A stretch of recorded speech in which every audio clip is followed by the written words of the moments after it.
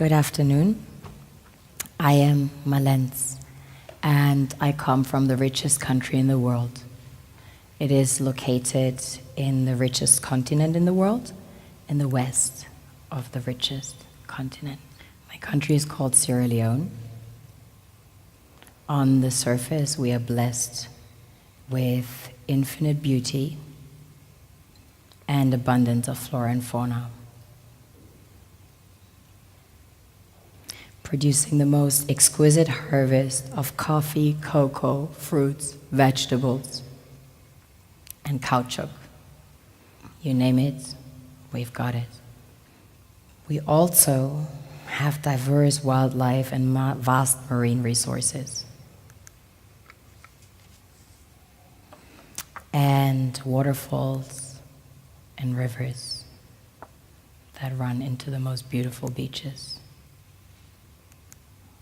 The land is golden, literally, a true paradise, which of course is inhabited by the most beautiful souls.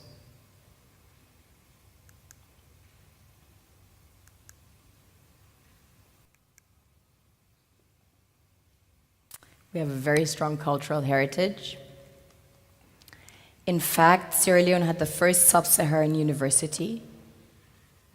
Prior to that, there was one in the kingdom of Timbuktu, which was the first university in the world, succeeding the great Gnostic schools of Egypt and Osiris. On a deeper level, we are blessed with the real treasures the kings and queens of this world desire.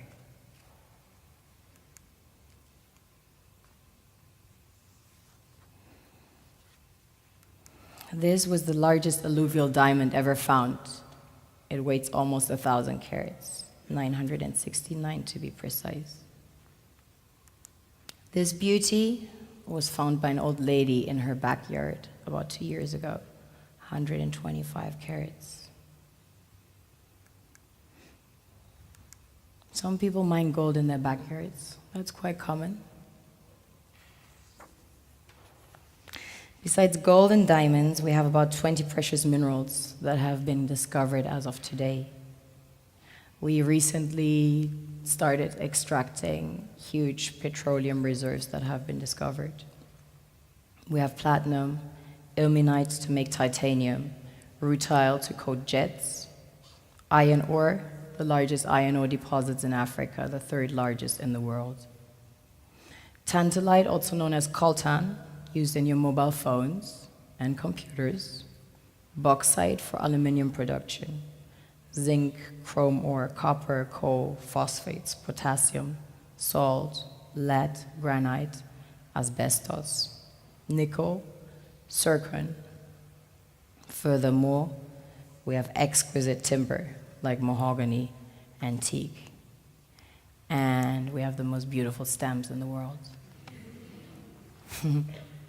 Of course, the West needs Africa's resources most desperately to power airplanes, cell phones, computers, and engines. And the gold and diamonds, of course, a status symbol to determine their powers by their core and to give value to their currencies. One thing that keeps me puzzled, despite having studied finance and economics at the world's best universities, the following question remains unanswered. Why is it that 5,000 units of our currency is worth 1 unit of your currency, where we are the ones with the actual gold reserves? It's quite evident that the aid is in fact not coming from the West to Africa, but from Africa to the Western world. The Western world depends on Africa in every possible way, since alternative resources are scarce out here. So how does the West ensure that the free aid keeps coming? By systematically destabilizing the wealthiest African nations and their systems, and all that backed by huge PR campaigns, leaving the entire world under the impression that Africa is poor and dying and merely surviving on the mercy of the West. Well done, Oxfam, UNICEF, Red Cross, Life Aid, and all the other organizations that continuously run multi-million-dollar advertisement campaigns depicting charity porn to sustain that image of Africa globally. Ad campaigns paid for by innocent people under the impression to help with their donations. While one hand gives under the flashing lights of cameras, the other takes in the shadows. We all know the dollar is worthless, while the euro is merely charged with German intellect and technology, and maybe some Italian pasta. How can one expect donations from nations that have so little? It is super sweet of you to come with your colored paper in exchange for our gold and diamonds. But instead, you should come empty-handed, filled with integrity and honor. We want to share with you our wealth and invite you to share with us. The perception is that a healthy and striving Africa would not disperse its resources as freely and cheaply, which is logical. Of course, it would instead sell its resources at world market prices, which in turn would destabilize and weaken Western economies, established on the post-colonial free meal system. Last year, the IMF reports that 6 out of 10 of the world's fastest growing economies are in Africa, measured by their GDP growth. The French Treasury, for example, is receiving about $500 billion year in, year out, in foreign exchange reserves from African countries based on colonial debt they forced them to pay. Former French President Jacques Chirac stated in an interview recently that we have to be honest and acknowledge that a big part of the money in our banks comes precisely from the exploitation of the African continent. In 2008, he stated that without Africa, France will slide down in the rank of a third world power. This is what happens in the human world, the world we have created. Have you ever wondered how things work in nature? One would assume that in evolution the fittest survives. However, in nature, any species that is overhunting, overexploiting the resources they depend on as nourishment, natural selection would sooner or later take the predator out, because it offsets the balance. Now that I shared my perspective with you, I would like to share my initiatives with you.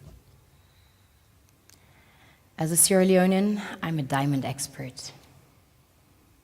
I find them in the rough. What nature created from the darkest substance, under the influence of heat and pressure, transforms into the strongest, most brilliant rocks. These rocks have the consistency to stem an entire nation. These will be our future leaders. Please meet the FOLORUNSHO Creative Collective I formed with 21 street kids that were orphaned and displaced as a result of the Sierra Leonean Civil War and ended up living in the street as early as age 3, growing up as outlaws of society. I name Timothy, but my gangster name na Ephim. My name is Patrick Christian Kago. My name is Alusanja.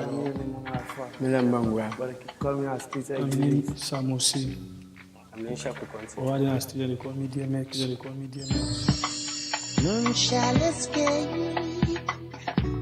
the visions that I see. No soul saved. Best believe. I lost my mother and father during the Civil War in Sierra Leone. I was brought up by my grandmother in the village. at the age of 5 years of age. Yeah. So this time Mama had it treat me, even put poison for me, and I chop for it. The visions that In Jesus' name I pray, amen. This is not my story, not my life.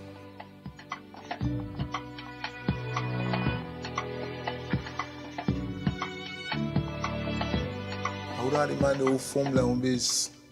Yes, I would not the first man who begin lock Lion base. Stay other gangster the Kaisai Lion base. And Lion base is it now.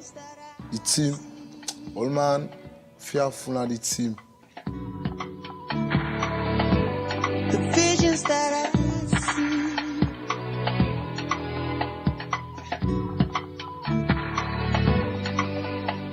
see. You get the hard way, you get the soft way. The soft way na for good thief, the hard way na for good tooth, not of course, it tooth for people or it will dirty for people. If you're not strong on the streets, you go die before time. Or either you come out bad before time. Yes. 2001 when I come on the streets, I did do them bad, I thief, I job phone, I do all them bad life. Till 2010, I can shoot Mallence.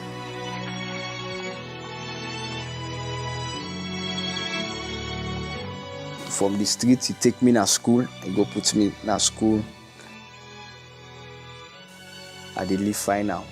Then me own thing what I want to do in the future, I want to study law. I get that determination they always. So I want to become a lawyer, me future than the. Best believe my breath must break. My future plan, see what I able to do for help me own family. Because I don't decide say I want to go to school, I want to be international businessman. So me, some of me company, the way they live their wayward life there, I wish them back would change like me. For let them go the left then style here, and then they imagine say all the rough style here not fine for mortal man. Mortal man, I more possible for the reason and wish for better future in this world.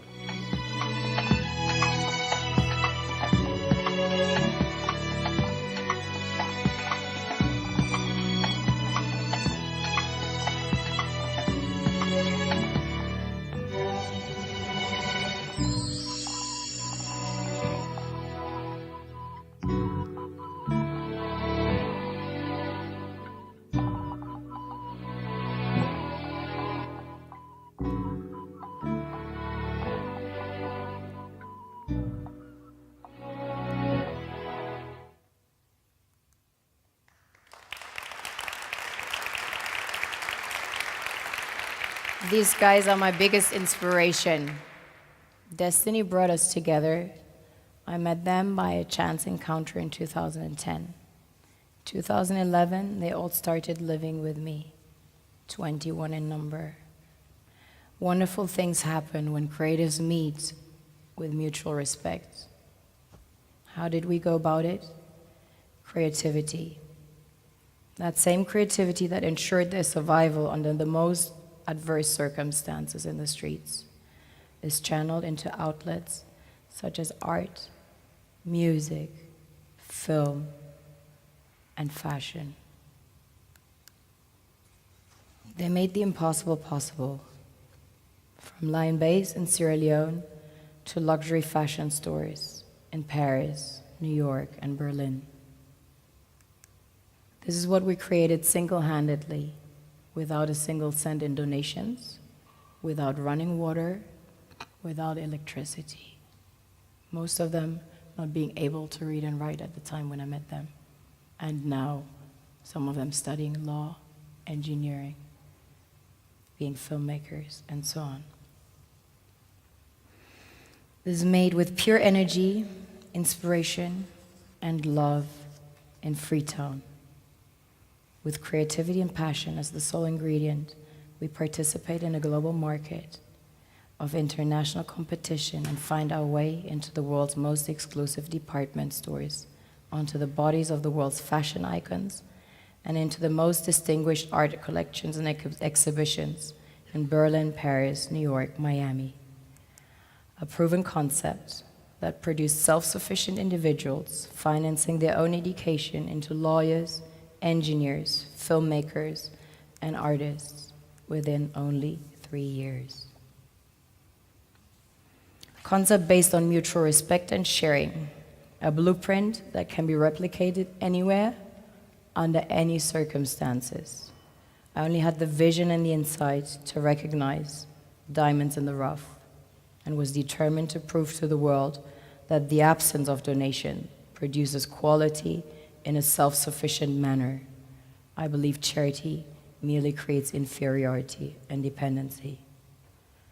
I want to serve as a bridge between two worlds I call home, to facilitate a fair exchange between two contrasting worlds that become powerful once balance is reinstalled.